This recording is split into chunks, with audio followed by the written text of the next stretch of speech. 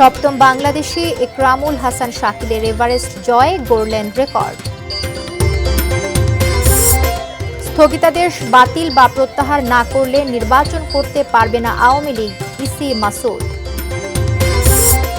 দিনাজপুর ঠাকুরগাঁও মহাসড়কে ট্রাক ও মাইক্রোবাসের সংঘর্ষে নিহত 4। এবং দিনাজপুরের শালবনে মিলল মহাবিপন্ন খুদি খেজুর গাছ, ফল ধরেছে গাছে।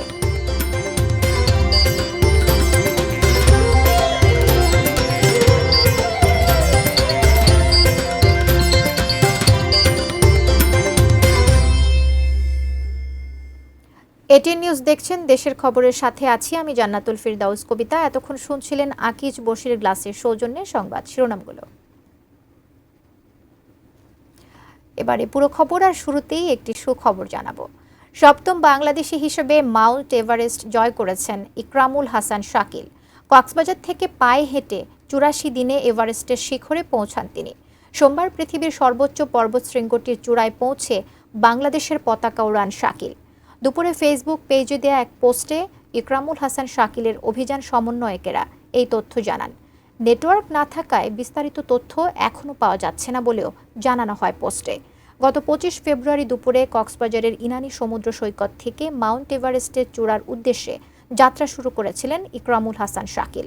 তিনি পায়ে হেঁটে নিজের এই অভিযানের নাম দিয়েছেন C2 সামিট। পায়ে হেঁটে সবচেয়ে বেশি পথ পাড়ি দিয়ে সবচেয়ে কম সময়ে সমুদ্রপৃষ্ঠ থেকে এভারেস্ট জয়ের বিশ্ব রেকর্ড গড়েছেন শাকিল।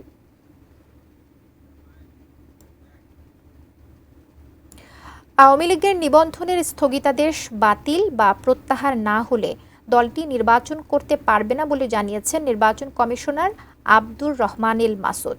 সকালে রাজশাহী আঞ্চলিক লোক প্রশাসন কেন্দ্রে ভোটার তালিকা হালনাগাদ 2025 পরবর্তী পর্যালোচনা ও টেকসই উন্নয়ন পরিকল্পনা বিষয়ে এক কর্মশালায় তিনি কথা বলেন।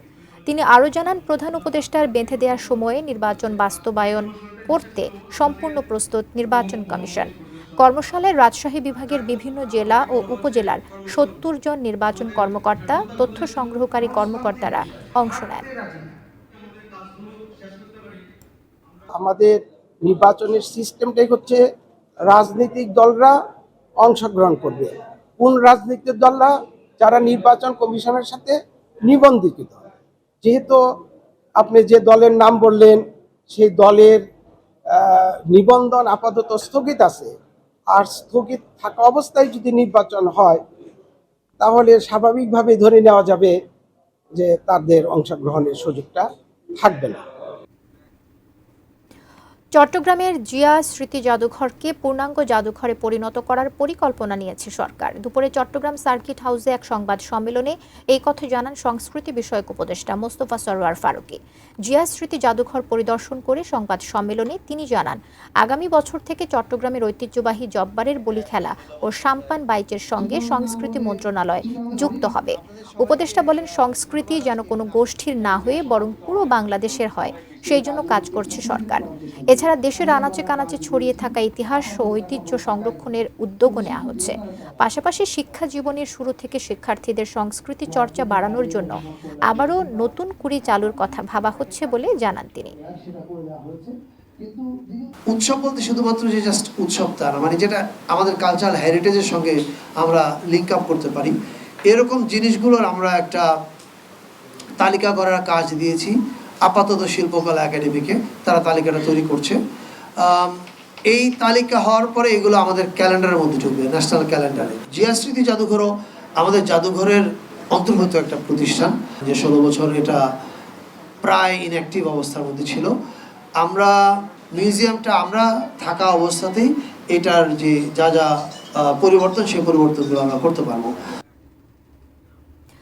আরও খবর, দিনাজপুরের বীরগঞ্জে ট্রাক ও মাইক্রোবাস সংঘর্ষে 4 জন নিহত হয়েছেন, আহত হয়েছেন আরও 3 জন। নিহতদের 3 জনই ঠাকুরগাঁও হিসাবরক্ষণ কার্যালয়ের কর্মকর্তা। সকালে দিনাজপুর ঠাকুরগাঁও মহাসড়কের বীরগঞ্জ উপজেলার বাবলু ফার্মের সামনে এই দুর্ঘটনা হয়। এলাকাবাসী ও পুলিশ জানান, ঠাকুরগাঁও হিসাবরক্ষণ কর্মকর্তার কার্যালয়ের কয়েকজন কর্মকর্তা সম্মেলনে যোগ দিতে রংপুর যাচ্ছিলেন। যাওয়ার পথে তাদের বহনকারী মাইক্রোবাসের সঙ্গে একটি ট্রাকের সংঘর্ষ হয়। ঘটনাস্থলেই 2 জন এবং হাসপাতালে নেয়ার পর আরও 2 জনের মৃত্যু হয়। নিহত ঠাকুরগাঁও হিসাবরক্ষণ কার্যালয়ের কর্মকর্তা জুলফিকার আলী, অডিটর দেলোয়ার হোসেন, সুপার দেলোয়ার হোসেন ও গাড়ি চালক মানিক। গুরুতর আহত একই দপ্তরের অডিটর আল মামুন, আব্দুল মান্নান ও মোহাম্মদ নাহিদ ঠাকুরগাঁও হাসপাতালে চিকিৎসাধীন রয়েছেন। খুলনা প্রকৌশল ও প্রযুক্তি বিশ্ববিদ্যালয় কুয়েটে সংঘর্ষ ও শিক্ষক লাঞ্ছিতের ঘটনায় দোষীদের বিচারিক কার্যক্রম শেষ না হওয়া পর্যন্ত একাডেমিক কার্যক্রমের পাশাপাশি সকল প্রশাসনিক কার্যক্রম বন্ধ রেখেছে শিক্ষক সমিতি। এ বিষয়ে কুয়েট ক্যাম্পাস থেকে বিস্তারিত জানিয়েছেন খুলনা বিভাগীয় প্রতিনিধি মোহাম্মদ অসীম। গত 18 ফেব্রুয়ারি ছাত্র রাজনীতিকে কেন্দ্র করে কুয়েটে যে সংঘর্ষের ঘটনা ঘটেছিল, সেই ঘটনায় শিক্ষক লাঞ্ছিত হওয়ার অভিযুক্তদের বিচারের দাবিতে একাডেমিক কার্যক্রম বন্ধ করে গত 4 মে থেকে কিন্তু কুয়েট ক্যাম্পাসের একাডেমিক কার্যক্রম এবং গতকালকে থেকে কিন্তু কুয়েটের যে প্রশাসনিক কার্যক্রম সেগুলো বন্ধ রেখেছে শিক্ষক সমিতি। তারা বলেছেন যে ছাত্র রাজনীতিকে কেন্দ্র করে যে 18 ফেব্রুয়ারি সংঘর্ষ হয়েছিল, এই সংঘর্ষে কিন্তু অনেক শিক্ষক আহত হয়েছে এবং শিক্ষকদের শিক্ষার্থী দ্বারা কিন্তু লাঞ্ছিত করা হয়েছে। সে কারণে যে পর্যন্ত এই যারা দোষী রয়েছে তাদের বিচার না হয় সে পর্যন্ত কিন্তু তারা একাডেমিক কার্যক্রম এবং প্রশাসনিক কোনো কার্যক্রম চালাবেন না। এর প্রতিবাদে আজ দুপুর 12টার পর থেকে কিন্তু কুয়েটের যে ভিসি রয়েছেন তার কার্যালয়ে কিন্তু অবস্থান কর্মসূচি পালন করেছে কুয়েট শিক্ষক সমিতি। শিক্ষার্থীদের যে বড় একটি অংশ শিক্ষকদের যে দাবি রয়েছেন, অর্থাৎ শিক্ষক লাঞ্ছনাকারীদের বিচার, সেই বিচারের দাবিতে শিক্ষার্থীদের বড় একটি অংশ তাদের সাথে একাত্মতা ঘোষণা করেছেন। তারাও বলেছেন যে শিক্ষকদের যারা লাঞ্ছিত করেছেন তাদের যথাযথ বিচার হোক, বিচার হয়ে তারপরে যে কুয়েট ক্যাম্পাস, সেই ক্যাম্পাসের একাডেমিক কার্যক্রম এবং প্রশাসনিক যে কার্যক্রম সেটি সচল হোক। আসলে বলা চলে যে কুয়েট ক্যাম্পাস যে দীর্ঘ 3 মাস ধরে অস্থিরতা রয়েছে, সেই অস্থিরতা এখনো চলছে। আমার কাছে সব মিলিয়ে এই ছিল কুয়েট ক্যাম্পাস থেকে কুয়েটের সর্বশেষ খবর। দেশের খবরে আছি, সময় হলো বিরতির, ফিরে আসছি আরো জানিয়ে। যশোরে কুড়িয়ে পাওয়া ককটেল বিস্ফোরণে ভাইয়ের মৃত্যু, আহত বোন। গাজীপুরে সেই পোশাক কারখানার শতাধিক শ্রমিক আবারও অসুস্থ।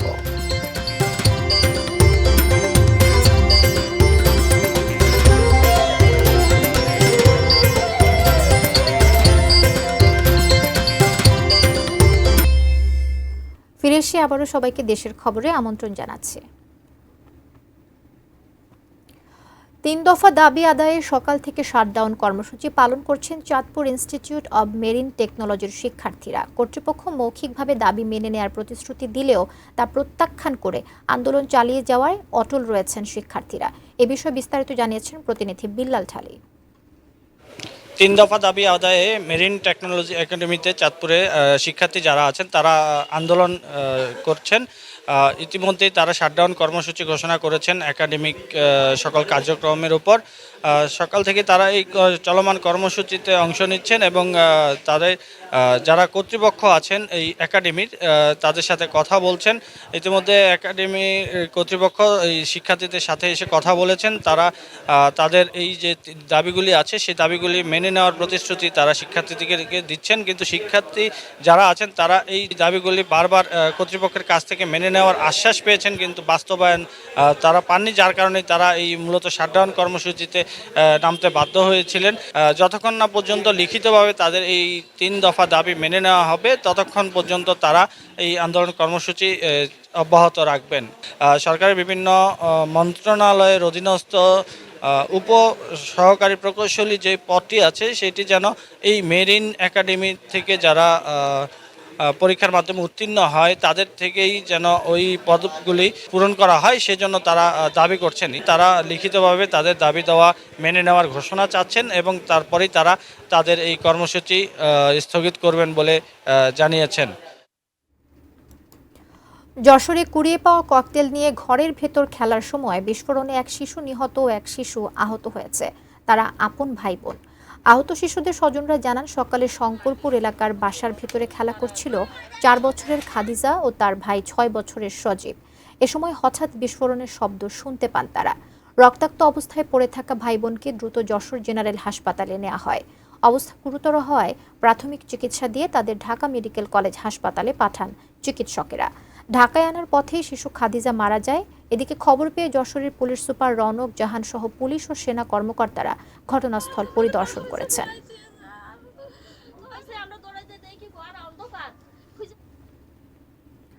গাজীপুরের ইন্টারন্যাশনাল ক্লাসিক কম্পোজিট লিমিটেড পোশাক কারখানার শতাধিক শ্রমিক আবারও অসুস্থ হয়ে হাসপাতালে ভর্তি হয়েছেন।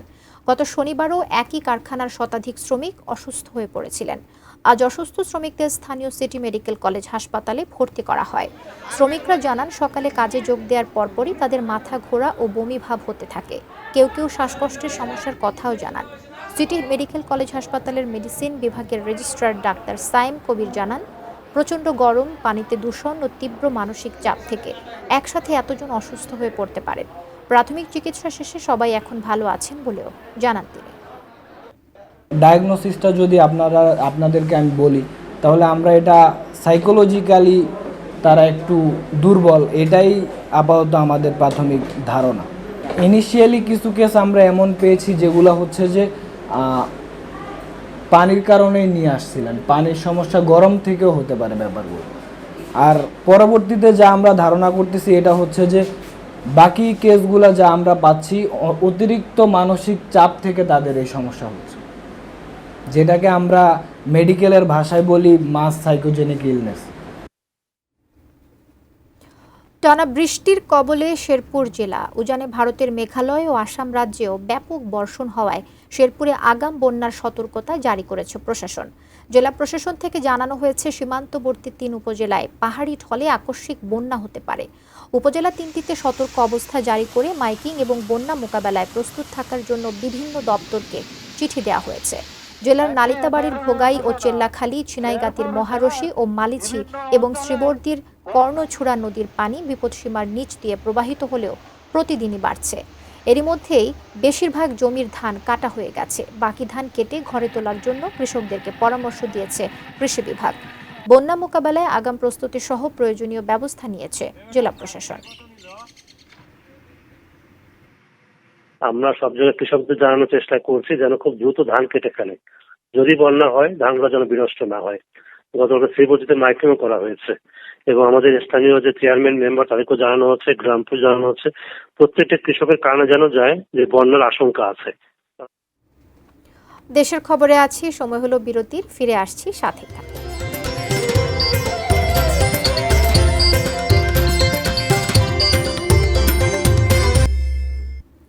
ফিরে এসে আবারও সবাইকে আমন্ত্রণ জানাচ্ছি দেশের খবরের সাথে আছি আমি জান্নাতুল ফিরদাউস কবিতা। বাংলাদেশি পণ্য আমদানিতে ভারতীয় নিষেধাজ্ঞার প্রভাব পড়েছে লালমনিরহাটের বুড়িমারি স্থল বন্দরে। প্রথম দিনেই বন্দরটিতে আটকা পড়ে পণ্যবাহী 20টি ট্রাক। ট্রাকগুলোতে দেশে উৎপাদিত ফলের জুস, বিস্কুট, নুডলস, বর্জ্য তুলা ও সুতা রয়েছে। শনিবার ভারতের বাণিজ্য শিল্প মন্ত্রণালয় এক প্রজ্ঞাপনে বাংলাদেশ থেকে স্থল বন্দরের মাধ্যমে বেশ কিছু পণ্য আমদানিতে নিষেধাজ্ঞা দেয়। ফলে লালমনিরহাটের বুড়িমারি স্থল বন্দর দিয়ে ভারতে রপ্তানির সময় বিভিন্ন পণ্যবাহী ট্রাক বন্দরে আটকে পড়ে। বন্দর সংশ্লিষ্টরা বলছেন, নিষেধাজ্ঞার কারণে রপ্তানিকারক, ব্যবসায়ী ও শ্রমিকরা ক্ষতিগ্রস্ত হওয়ার পাশাপাশি কমবে সরকারের রাজস্ব আয়। বন্দরটি দিয়ে ভারতে ফলের স্বাদযুক্ত কার্বনেট পানীয় বা জুস, প্রক্রিয়াজাত খাদ্য, স্ন্যাক্স, চিপস ও মিষ্টান্ন, বর্জ্য তুলা, সুতা এবং প্লাস্টিক ও পিভিসি জাতীয় পণ্য রপ্তানি করা হয়। এসব পণ্যের সবই ভারতের আমদানি নিষেধাজ্ঞার তালিকায় রয়েছে। দিনাজপুরে দেখা মিলল বিরল বন খেজুর বা খুদি খেজুরের। বিরল উপজেলার ধর্মপুর শালবনে সন্ধান মিলেছে মহাবিপন্ন বন খেজুর বা খুদি খেজুর প্রজাতি একটি গাছের। এটি সংরক্ষণের উদ্যোগ নিয়েছে বন বিভাগ। বনের ছোট্ট গাছপালার মাঝে ছোট্ট একটি গাছ, পাতা আর কাঁটা দেখে মনে হয় সাধারণ খেজুর গাছ। প্রায় কাণ্ডবিহীন গাছের গোড়ায় ছোট ছোট লাল ফল। খেজুর গাছের সব বৈশিষ্ট্য থাকলেও ফল অন্যরকম। দ্বিধায় পড়তেই হয়, খেজুর গাছে বুনো জাম কেন? আসলে সে বন খেজুর বা খুদি খেজুর। বাংলাদেশে এখন মহাবিপন্ন এবং বিরল একটি উদ্ভিদ। ফল খেতে মিষ্টি ও সুস্বাদু, জানান এলাকাবাসী। প্রথমে লাল হইতো, তারপরে কালো, এরপর খাইতে অনেক ভালোই লাগে প্রায়। তবে অনেক জায়গায় দেখছি, ঘুরছি, আমরা কোথায় খেজুর গাছ দেখি নাই, শুধু আমাদের এখানে আছে এই শালবন এলাকায়। বিরল উদ্ভিদটি দেখতে যান বাংলাদেশ ন্যাশনাল হারবেরিয়াম এবং জাহাঙ্গীরনগর বিশ্ববিদ্যালয়ের উদ্ভিদ বিজ্ঞান বিভাগের একটি দল। তাদের মতে দেশের অন্য কোথাও এই প্রজাতির অস্তিত্ব নেই, উদ্ভিদটি বিলুপ্তির পথে। এটি যেন আর বিলুপ্তি না হয়, এটিকে যেন আমরা বৃদ্ধি করতে পারি, সে বিষয়ে আমরা অলরেডি পদক্ষেপ গ্রহণ করেছি। আমরা আশা করছি এই অর্থ বছরের মধ্যেই এটার সংরক্ষণের জন্য আমরা অলরেডি নার্সারি শুরু করে দিয়েছি। এটা থেকে যে বীজ হচ্ছে, এই বীজ থেকে আমরা নার্সারি অলরেডি শুরু করে দিয়েছি। দীর্ঘদিন ধরে ক্ষুদি খেজুর গাছের সন্ধান করছিলেন গবেষকরা। আগে ঢাকা ও ময়মনসিংহ এলাকায় সন্ধান মিললেও দিনাজপুরে দেখা মিলল এবারই প্রথম। Saikat Dasgupta, desk report, ATN news. দেশের খবর শেষ করব, তবে যাবার আগে আকিজ বর্ষের গ্লাসের সৌজন্যে শিরোনামগুলো দেখে নিচ্ছে এক নজরে আরো একবার। সপ্তম বাংলাদেশি ইকরামুল হাসান শাকিলের এভারেস্ট জয়, গড়লেন রেকর্ড। স্থগিতাদেশ বাতিল বা প্রত্যাহার না হলে নির্বাচন করতে পারবে না আওয়ামী লীগ, ইসি মাসুদ। দিনাজপুর ঠাকুরগাঁও মহাসড়কে ট্রাক ও মাইক্রোবাসের সংঘর্ষে নিহত 4। দিনাজপুরের শালবনে মিলল মহাবিপন্ন ক্ষুদি খেজুর গাছ, ফল ধরেছে গাছে। যশোরে কুড়িয়ে পাওয়া ককটেল বিস্ফোরণে বোনের মৃত্যু, আহত ভাই। গাজীপুরে সেই পোশাক কারখানার শতাধিক শ্রমিক আবারও অসুস্থ।